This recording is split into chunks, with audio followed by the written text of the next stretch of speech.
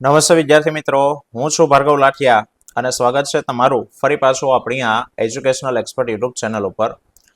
મિત્રો, આજે આપણે ધોરણ 8 ની અંદર વિષય વિજ્ઞાન અને ટેકનોલોજીમાં ગાલા સ્વાધ્યાય પોથીમાં પ્રકરણ નંબર 5 બરાબર જેનું આપણે સોલ્યુશન છે તે કરવાના છીએ. પણ મિત્રો, ચેપ્ટર ઘણું લાંબુ છે એટલે આપણે એને 3 ભાગની અંદર છે તે વિડીયો બનાવવાના છે. બરાબર, તો આજે આપણે પહેલા ભાગની અંદર ટૂંકા પ્રશ્નોની વાત કરવાના છીએ. ચાલો તો શરૂઆત કરીએ. ચેપ્ટર નંબર 5 વનસ્પતિ અને પ્રાણીઓનું સંરક્ષણ. ચાલો, એમાં પ્રશ્ન નંબર 1 છે કે ભાઈ સાચા વિકલ્પ શોધીને લખો. તો પહેલું છે કે પૃથ્વીના જે ભાગ પર સજીવો વસવાટ કરે છે ભાગને શું કહેવામાં આવે? તો કે એને કહેવાય જીવાવરણ. બીજું, નીચેના પૈકી કયો પંચમઢી જીવાવરણ આરક્ષિત વિસ્તાર નથી? તો પંચમઢીમાં નીચેનામાંથી કોણ ન હતું? તો કે કાજીરંગા છે તેમાં આવેલું નથી. ત્રીજું, વન નાબૂદીથી વાતાવરણમાં કોના સ્તરમાં વધારો થાય? તો કે વન નાબૂદીથી કાર્બન ડાયોક્સાઇડ એટલે કે CO2 નું પ્રમાણ વધે. ચોથું, ભારતનું પ્રથમ આરક્ષિત જંગલ છે તે કયું હતું? તો ભારતનું પ્રથમ આરક્ષિત જંગલ એ સાતપુડા હતું. પાંચમું, સાતપુડાના જંગલમાં કયા ઊંચા વૃક્ષો જોવા મળે છે? તો કે સાગના. છઠ્ઠું છે રેડ ડેટા બુકમાં કઈ જાતિની નોંધ રાખવામાં આવે? તો મિત્રો નાશપ્રાય જાતિ, કે જે જાતિની સંખ્યા અમુક ચોક્કસ લિમિટ કરતા ઓછી થઈ ગઈ હોય આવી જાતિનો રેકોર્ડ એ નાશપ્રાય જાતિ કહેવાય અને એનો રેકોર્ડ તો કે રેડ ડેટા બુકની અંદર રાખવામાં આવે. ચલો, સાતમું છે કે ભાઈ બાયસન શું છે? તો કે બાયસન એટલે જંગલી બળદ. બરાબર. પાંચમું, પંચમઢી જીવાવરણ આરક્ષિત ક્ષેત્રમાં સ્થાનિક પ્રાણી જાતિ કઈ હતી? તો કે સ્થાનિક જાતિ એમાં કોણ છે? તો કે ઉડતી ખિસકોલી. પર્ટિક્યુલર ત્યાંની જ છે. કોઈ એક વિસ્તારમાં કુદરતી રીતે જોવા મળતી હોય, બીજી કોઈ જગ્યાએ કુદરતી રીતે જોવા ન મળતી હોય તેને સ્થાનિક જાતિ કહેવાય. નવમું છે કે વન સંરક્ષણ અધિનિયમનો હેતુ શું છે? તો કે પ્રાકૃતિક વનોની જાળવણી કરવી અને તેનું સંરક્ષણ કરવું. આ વન સંરક્ષણ અધિનિયમનો હેતુ છે. દસમું, સરકારે અમલમાં મૂકેલા પ્રોજેક્ટ ટાઈગરનો ઉદ્દેશ કે એનો હેતુ શું હતો? તો કે વાઘનું સંરક્ષણ થાય અને એની વસ્તી એની જાળવણી કરવો એ એનો હેતુ હતો. 11માં, વનસ્પતિ અને પ્રાણીઓની કોઈ એક જ ક્ષેત્રમાં વિશિષ્ટ રૂપે જોવા મળતી અને અન્ય વિસ્તારમાં પ્રાકૃતિક રીતે જોવા ન મળતી હોય એવી જાતિ, તો હમણાં આપણે નામ આપ્યું, શું કહેવાય એને? સ્થાનિક જાતિ કહેવાય. ચાલો, ખાલી જગ્યા છે પ્રશ્ન 2માં કે એકબીજા સાથે આંતર પ્રજનન કરવા સક્ષમ હોય એવા સજીવોની વસ્તીનો સમૂહ એને શું કહેવાય? જાતિની વ્યાખ્યા છે. ખાલી જગ્યા વિસ્તારની અંદર પ્રાણીઓ અને એમના નિવાસ કોઈ પણ પ્રકારની ખલેલથી સુરક્ષિત રહે છે તો અભયારણ્યમાં. ત્રીજું છે કોઈ પણ ક્ષેત્રમાં જોવા મળતી વનસ્પતિ, પ્રાણીઓ અને સૂક્ષ્મ જીવોની વિભિન્ન જાતિને શું કહેવામાં આવે? તો કે જૈવ વિવિધતા કહેવાય. કાર્બન ડાયોક્સાઇડ પૃથ્વી દ્વારા પરાવર્તિત ખાલી જગ્યાને શોષી લે છે તો કે ઉષ્મીય કિરણો. સૂર્યના કિરણો પૃથ્વી પર આવે, અથડાઈને પાછા રિટર્ન જતા હોય, બરાબર, તો એ ઉષ્મીય કિરણોનું શોષણ કરે છે. પાંચમું, જે પ્રાણીઓ લુપ્ત થઈ શકે છે તેવા પ્રાણીઓની જાતિ એને નાશપ્રાય, નાશપ્રાય પણ કહેવાય અને નાશપ્રાય પણ કહેવાય. બે શબ્દો હતા જૂનીમાં. નાશપ્રાય, બરાબર, અહીંયાથી આ ટપકા કાઢી નાખવાના, આગળ નાશપ્રાય. છઠ્ઠું, કાગળને ઉપયોગ માટે 5 થી 7 વખત રિસાયલ કરી શકાય. મિત્રો ખાસ યાદ રાખજો, 5 થી 7 જ લખવાનું, 6 થી 7 લખો તો ખોટું પડશે. ખાલી જગ્યા દ્વારા કાપવામાં આવેલા વૃક્ષોની ઘટ છે એને પૂરી કરી શકાય તો કે વનીકરણ. ચલો, માત્ર ઉત્તર લખવામાં છે કે ભાઈ કયા ક્ષેત્રની વનસ્પતિઓ અને પ્રાણીઓ એ ઉપરી હિમાલયની શૃંખલાઓ અને નીચાણવાળા પશ્ચિમ ઘાટ વિસ્તારની વનસ્પતિ અને પ્રાણીઓને સમાન છે? તો કે પંચમઢી આરક્ષિત વિસ્તારની. પંચમઢી જીવાવરણ આરક્ષિત વિસ્તાર છે એની વનસ્પતિઓ, પ્રાણીઓ ઉપરી હિમાલય શૃંખલા અને નીચાણવાળા વિસ્તારોની જે વનસ્પતિઓ છે એને સેમ છે. તો અહીંયા શું આવશે? તો કે પંચમઢી આરક્ષિત વિસ્તાર. વન્ય પ્રાણીઓ માટે સ્વતંત્ર રૂપે નિવાસ અને પ્રાકૃતિક સ્ત્રોતોનો ઉપયોગ કરી શકે એવા આરક્ષિત વિસ્તારને શું કહેવામાં આવે? તો કે રાષ્ટ્રીય ઉદ્યાન કહેવામાં આવે. રાષ્ટ્રીય લખવાનું બાળકને રહી ગયું છે. રાષ્ટ્રીય ઉદ્યાન કે સ્વતંત્ર રૂપે નિવાસ કરી શકે અને પ્રાકૃતિક સ્ત્રોતોનો ઉપયોગ કરી શકે એવો આરક્ષિત વિસ્તાર, તો એ રાષ્ટ્રીય ઉદ્યાન છે તે કહેવાય. બરાબર.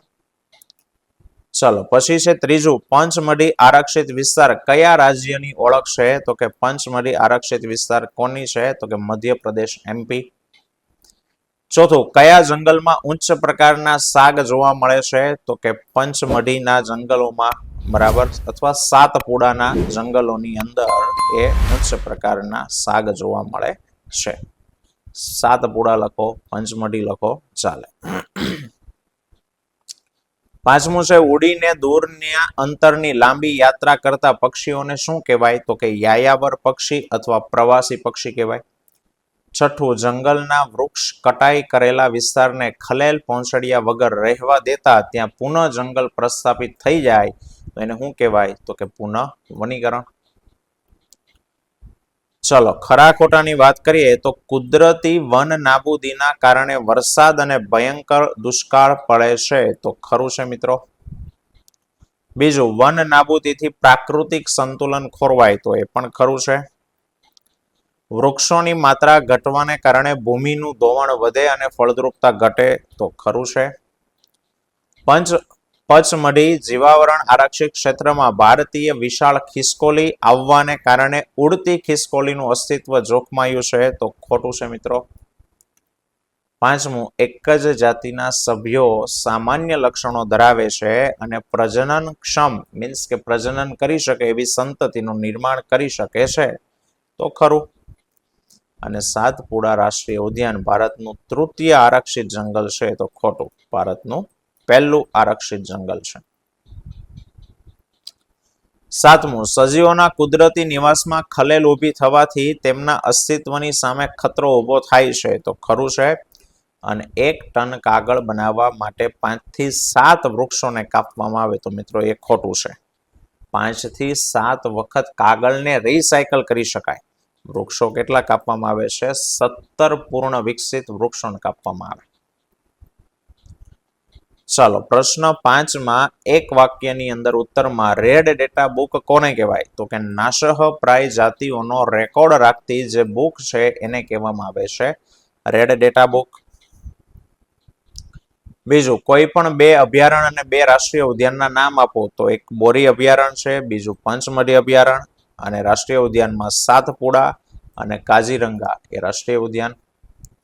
સ્વાધ્યાય પોથીમાં તમને પાછળ મેપ આપેલો છે ભારતનો, બરાબર, એની અંદર રાષ્ટ્રીય ઉદ્યાન અભયારણ્યો દર્શાવેલા છે. વન નાબૂદીનો અર્થ શું થાય? તો કે વન નાબૂદી એટલે જંગલો નાશ થવા, પણ એની જે જમીન છે એને કોઈ અન્ય કાર્ય માટે વાપરવી. કે વન નાબૂદીનો અર્થ જંગલોના વૃક્ષોનો નાશ કરી અને પ્રાપ્ત થતી જમીનનો અન્ય કાર્ય કરવા માટે ઉપયોગ કરવો, એને વન નાબૂદી કહેવાય. કુદરતી વન નાબૂદીના કારણો શું છે? તો કે એક તો જંગલમાં લાગતી આગ, જેને દાવાનળ કહેવાય, અને ભયંકર દુષ્કાળ, બરાબર, જે કુદરતી વન નાબૂદીના કારણો છે. પાંચમું, અભયારણ્ય કોને કહેવાય? તો કે પ્રાણીઓ અને તેમના નિવાસ એ કોઈ પણ પ્રકારની ખલલથી સુરક્ષિત રહે એવો વિસ્તાર, એને કહેવામાં આવે અભયારણ્ય. શા માટે કાર્બન ડાયોક્સાઇડના વધારાથી ગ્લોબલ વોર્મિંગ થાય? તો કે કાર્બન ડાયોક્સાઇડ વાયુથી ગ્લોબલ વોર્મિંગ થાય છે કારણ કે તે પૃથ્વી દ્વારા જે પરાવર્તિત થતા કિરણો છે, ઉષ્મીય કિરણો, એ કિરણોનું શું કરી લે છે? તો કે શોષી લે, અને પરિણામે ગરમી વધારે, જેને ગ્લોબલ વોર્મિંગ કહેવાય. જૈવ વિવિધતા એટલે શું? તો કે જૈવ વિવિધતા એટલે પૃથ્વી પર વિવિધ સ્થળે જોવા મળતી વનસ્પતિ, પ્રાણી અને સૂક્ષ્મ જીવોની વિભિન્ન પ્રજાતિઓ, એને તે વિસ્તારની જૈવ વિવિધતા કહેવાય. આની વ્યાખ્યા ગાઈડમાં અલગ આપેલી છે, બરાબર, પણ આપણે ટેક્સ્ટબુક પ્રમાણે આ લખવાની હેલી છે. 8મું, જીવાવરણ આરક્ષિત વિસ્તાર શું છે? તો કે વન્ય જીવો એટલે કે વનસ્પતિ હોય, પ્રાણી હોય, સૂક્ષ્મ જીવો હોય અને તે વિસ્તારના આદિવાસી એનો પારંપરિક જીવન નિર્વાહ, એનું જીવન ચાલ્યા રાખે એ માટે બનાવેલો વિશાળ સુરક્ષિત વિસ્તાર એને કહેવાય જીવાવરણ આરક્ષિત વિસ્તાર અથવા તો જૈવ આરક્ષિત વિસ્તાર. નવમું, જાતિ એક કેવા સજીવોની વસ્તીનો સમૂહ છે? તો કે જાતિ એ એકબીજા સાથે આંતર પ્રજનન કરી શકે અને નવી સંતતિનું નિર્માણ કરી શકે તેવા સજીવોની વસ્તીનો સમૂહ છે. અભયારણ્યની અંદર શેના ઉપર પ્રતિબંધ હોય? તો કે અભયારણ્યમાં પ્રાણીઓને પકડવા અને એમના શિકાર કરવા ઉપર સંપૂર્ણ પ્રતિબંધ હોય. 11મું છે પંચમઢી આરક્ષિત વિસ્તારમાં આવેલા 2 અભયારણ્યોના નામ આપો. તો અભયારણ્ય કયા 2 હતા? તો કે બોરી અભયારણ્ય અને બીજું પંચમઢી અભયારણ્ય હતું. બીજું છે 12મું, પંચમઢી આરક્ષિત વિસ્તારની વનસ્પતિ સૃષ્ટિઓ કઈ કઈ હતી? તો કે સાલ, સાગ, જંગલી આંબો, જાંબુ, હંસરાજ, અર્જુન વગેરે તે વિસ્તારની શું હતી? વનસ્પતિ સૃષ્ટિ હતી. 13મું છે પંચમઢી આરક્ષિત વિસ્તારની પ્રાણી સૃષ્ટિમાં કયા કયા પ્રાણીઓ હતા? તો કે ચિંકારા, નીલગાય, બાર્કિંગ ડિયર એટલે કે ભસતું હરણ, ચિત્તલ, દીપડો, વરુ, જંગલી કૂતરો એ પંચમઢી આરક્ષિત વિસ્તારની પ્રાણી સૃષ્ટિ છે.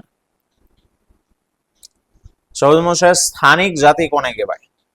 તો કે કોઈ એક જ ક્ષેત્રમાં વિશિષ્ટ સ્વરૂપે જોવા મળતી હોય વધુ સંખ્યામાં એવી વનસ્પતિ અને પ્રાણીઓની એવી જાતિ કે જે અન્ય વિસ્તારમાં કુદરતી રીતે જોવા ન મળતી હોય તો એને સ્થાનિક જાતિ કહેવાય. કે ભાઈ સિંહ છે ભારતમાં કુદરતી રીતે એ ગીરના જંગલમાં જોવા મળે. હા, બીજા જંગલોમાં હોઈ શકે, પેલા પ્રાણી સંગ્રહાલયમાં હોઈ શકે, પણ એ કુદરતી નથી, એને ત્યાં લાવેલા છે. તો પ્રાકૃતિક રીતે કોઈ એક જ વિસ્તારમાં જોવા મળતા હોય તો એવા સજીવોની વસ્તી એને સ્થાનિક જાતિ કહેવાય. અને પ્રોજેક્ટ ટાઈગર શું છે? તો કે સરકાર દ્વારા વાઘનું સંરક્ષણ થાય અને વાઘની વસ્તીમાં વધારો થાય એના માટેની એક યોજના અમલમાં મૂકી હતી જેને પ્રોજેક્ટ ટાઈગર છે તે કહેવાય છે. અને 16મું, નાશપ્રાય જાતિ કોને કહેવાય? કે ભાઈ જે જાતિઓના સજીવોની સંખ્યા એક નિર્ધારિત સીમા કરતા ઓછી થઈ ગયેલી હોય અને એ લુપ્ત થવાને આરે હોય તો એવા સજીવોની વસ્તી એને નાશપ્રાય જાતિ કહેવાય. અને છેલ્લો છે ભારતમાં વન સંરક્ષણ અધિનિયમ શેના માટે છે? તો કે ભારતમાં વન સંરક્ષણ અધિનિયમ પ્રાકૃતિક વનોની જાળવણી અને સંરક્ષણ માટે છે. બરાબર, તો આ હેતુલક્ષી આજે આપણે જોયા. હવે બાકીના જે 2 ગુણના પ્રશ્નો છે જેને આપણે નેક્સ્ટ વિડીયોની અંદર જોશું. બરાબર, તો આવતા વિડીયોમાં ફરી પાછા મળીશું. ત્યાં સુધી જય હિન્દ, જય ભારત.